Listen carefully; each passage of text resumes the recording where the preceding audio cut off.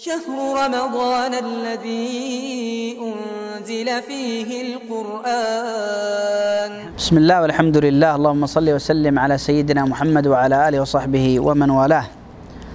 برادر و خواهر من، چگونه است مناسبت ما نسبت والدانمان؟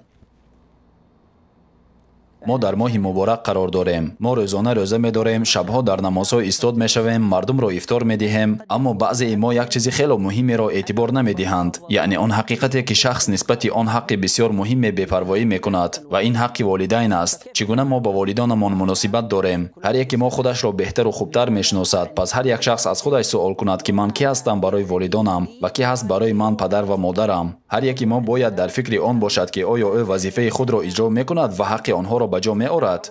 بعضی ها شکایت می‌کنند که پدر و یا مادر من بعضن وقت به من رفتاری بد می‌کنند. الله سبحانه و تعالی گفته است اگر آن دو به کوشش از تو بخواهند تا چیزی را که نمی‌دانی به من شریک گردانی، پس اطاعتشان مکن، یعنی در شرک اطاعت مکن. و در دوام این آیت الله چی میگوید؟ و با آنها در معیشت دنیا به وجه پسندیده همراهی کن. اینجا الله به تو امر میکند که سرول آنها را همراهی کن، یعنی همیشه حاضر بودن در نزد آنها، و دوم همراهی کن آنها را به طور شایسته، آنها را نرنجانیده و به آنها ضدیت نشان نداده، با آنها رفتاری بد نکرده، و همه اینها بر ضمن آنه که پدر و یا مادر تو کافر هم باشند و تو را بر آن دعوت میکنند. پس چی گفتن ممکن است اگر آنها در اسلام باشند، اسلام را دوست دارند و بر آن دعوت کنند؟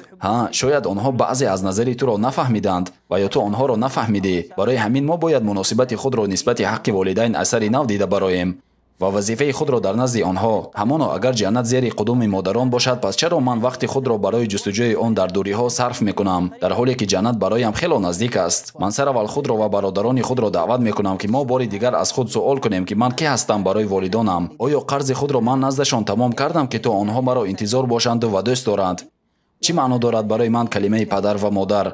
آیا من به طور کافی کوشش میکنم که تا وظیفه خود را در نزد آنها اجرا نمایم؟ از الله طلب آن را دارم که او عاقبت حیات والدانمان را به خیر گردانیده باشد، بگذار او به آنها لباس تقوا و سلامتی را پوشانیده باشد. کسانی که الکی درگذشتند، از الله طلب آن را دارم که قبر آنها را پهنا گرداند، مقام آنها را در جنت بلند و ما را با آنها در جنت اعلی یکجا گرداند. همان او شنونده و نزدیک است. تا دیدار آینده و درود و رحمت الله بر پیامبر ما.